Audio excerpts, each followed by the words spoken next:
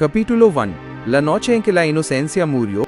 Aquella fatídica tarde del 13 de noviembre de 1992, el aire en el pueblo de Alcácer se sentía cargado de una extraña quietud. Miriam, Toñi y Desiree, tres jóvenes de apenas 14 y 15 años, se miraban al espejo con la ilusión de quien está a punto de vivir su primera gran noche de fiesta. No tenían coche, pero en aquella época, en los pueblos de la Comunidad Valenciana, el autostop era algo común, una práctica basada en la confianza vecinal.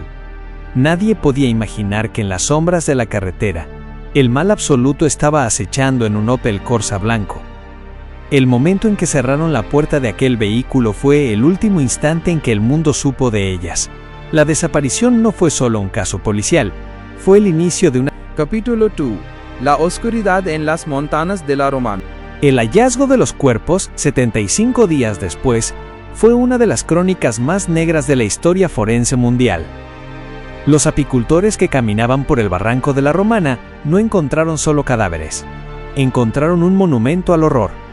La fosa, cavada con precisión quirúrgica en un terreno casi inaccesible, ocultaba los restos de tres almas que habían sido sometidas a un calvario de proporciones bíblicas. Las autopsias, realizadas por el prestigioso profesor Frontella, revelaron discrepancias aterradoras con la versión oficial. Se hablaba de múltiples agresores, de objetos extraños encontrados en los cuerpos y de una violencia que iba más allá del simple asesinato. El escenario de la Romana se convirtió en un lugar maldito, un santuario de dolor, donde el eco de los gritos de las niñas parecía haber quedado atrapado entre las piedras y los pinos. Capítulo 3. El perfil del monstruo. Antonio Anglés. Antonio Anglés Martins no era un criminal común, era la personificación del narcisismo psicopático.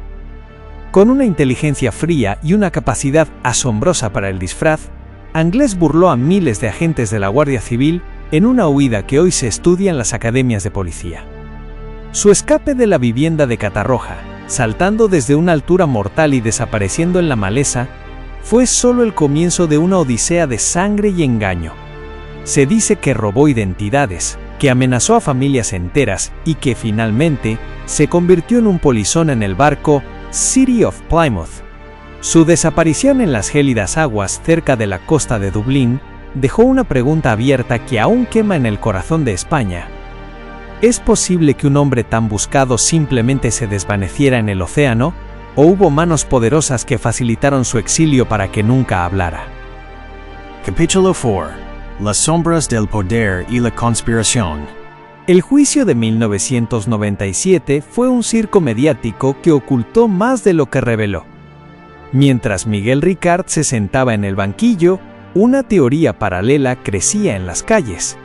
Fernando García, el padre de Miriam, junto con el investigador Juan Ignacio Blanco, presentaron al país una verdad alternativa, la teoría de las redes de snuff.